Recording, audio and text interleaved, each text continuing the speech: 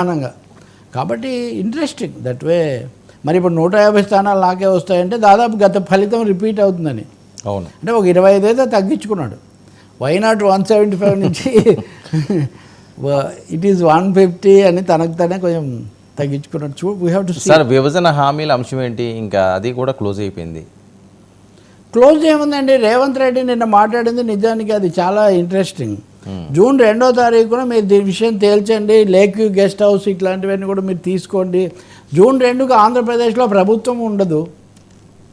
అవును, జూన్ 4న కానీ ఎన్నికల ఫలితం రాదు. మరి ఇంత లోపలే ఎందుకు ఇదేదో పేపర్ వర్క్ చేస్తే వేరే విషయం, కానీ స్వాధీనాలు చేసుకోవడాలు అవన్నీ అక్కడ ప్రభుత్వం వచ్చి కాస్త ఇద్దరి మధ్య కొంచెం ఒక వాతావరణం వాళ్ళు ఏమంటారు. ఇప్పుడు ఇంతకుముందు ఆంధ్రప్రదేశ్ జగనే ముఖ్యమంత్రి అయిన తర్వాత సచివాలయంలో ఉన్న ఖాళీలు అవన్నీ వాళ్ళకి ఇచ్చేసి తెలంగాణ ప్రభుత్వానికి ఇచ్చేశారు.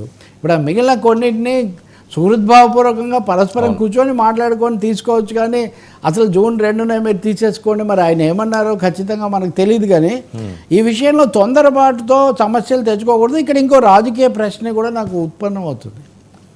జగన్మోహన్ రెడ్డి ఉండడు, చంద్రబాబు నాయుడు వస్తాడు అనే పద్ధతిలో అప్పుడప్పుడు రేవంత్ రెడ్డి అభిప్రాయం అన్నట్టుగా మీడియాలో చేశారు. మరి 4వ తారీఖు గురు సమానుడు, గురువు అని నేను ఎప్పుడు చెప్పలేదు అంటాడు, అయ్యారు కూడా కాబట్టి గురు సమానుడు అందాం, గురుతుల్యుడైన చంద్రబాబు నాయుడు గారు 4వ తారీఖున వస్తుంటే చంద్రబాబు గారు వచ్చిన తర్వాత అనుకోకుండా 2వ తారీఖుగా తీసుకోవడం రేవంత్ రెడ్డి గారు ఎందుకు దాన్ని అంత, అందులో ఏమి 2వ తారీఖుతో అపాయింటే కాబట్టి గడువు అయిపోతుంది. కానీ ఆ రోజు కుర్చీలు బలలు అన్నీ ఖాళీ చేయాలని ఎక్కడ విభజన చట్టంలో ఏం లేదు. ఇంకొక మాట, బొత్సతో మేము మాట్లాడుతున్నప్పుడు ఆయన ఒక ముఖ్యమైన మాట చెప్పారు. ఈ విభజనకు సంబంధించిన ఆస్తులు, అవి స్థిరాస్తులు, చరాస్తులు, నగదు నిల్వలు, అకౌంట్లు, ఈ సెటిల్మెంట్ అంతా ఈ 10 ఏళ్లలో జరుగుతుందనే అంచనాతో ఆ తేదీ నిర్ణయించారు. అనేక అంశాలు అపరిష్కృతంగా ఉన్నాయి.